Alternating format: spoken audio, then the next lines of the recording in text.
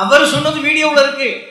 அது நம்ம கூட இருக்கும்போது மட்டும் இல்ல, NTF போனதுக்கு பிறகு சொன்னது வீடியோவில் இருக்கு. இந்த வணங்க கூடாத பள்ளிவாசல் இருக்கு இல்லையா, அதுக்கு 4 தன்மைகளை அல்லாஹ் குறிப்பிடுறான். அப்ப இந்த 4 ஒரு பள்ளியில இருந்தால் தொழக்கூடாதுங்கிறது தெளிவா குர்ஆன்ல இருக்கத்தான் செய்யுது. ஒரு பள்ளிவாசல்ல இந்த 4 தன்மை இருக்குமையானால் 4 சேர்ந்து இருந்தா தான், ஒரு மைனஸ் இருந்து மற்றது இருந்தா நம்ம போய்கிட்டு இருக்கலாம். இந்த 4 ஒருமித்து இருக்குதா என்று பார்க்க வேண்டும். அப்பட்டமா அவங்க மக்கள் கேள்வி கேட்க மாட்டாங்க, இது பத்தி சிந்திக்க மாட்டாங்கிற ஒரு குருட்டு நம்பிக்கையில நம்மளால அதை சொல்லவே இல்லையம்மா. நம்ம எங்க சொன்னோம்? நம்ம சொன்னோமா ஷிர்க் பள்ளியில தொழக்கூடாது? நம்மளா சொன்னோம்?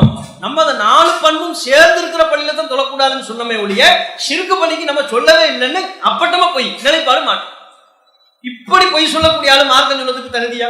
அப்ப இது அந்த வசனம் என்ன சொல்லுகிறது என்பதை ஒரு கேள்வியாக கேட்கும் பொழுது, இந்த நீங்கள் என்ன மாதிரி இப்ப கேள்வி கேட்டிருக்கிறீங்களோ அந்த மாதிரி தான் நம்ம சொல்லி இருக்கிறோம்.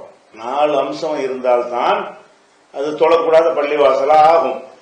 ஒரு பள்ளிவாசல் கட்டி 3 அம்சம் கரெக்டா இருக்கு, ஒரே ஒரு அம்சம் அதுல குறைவா இருக்கிறது என்று சொன்னால் அது கண்டிக்கத்தக்கது, அது மாற்றம் செய்ய வேண்டியது என்பது தனியாக இருந்தாலும் அதை பள்ளி என்று அங்கீகரிக்க கூடாது என்று வராது.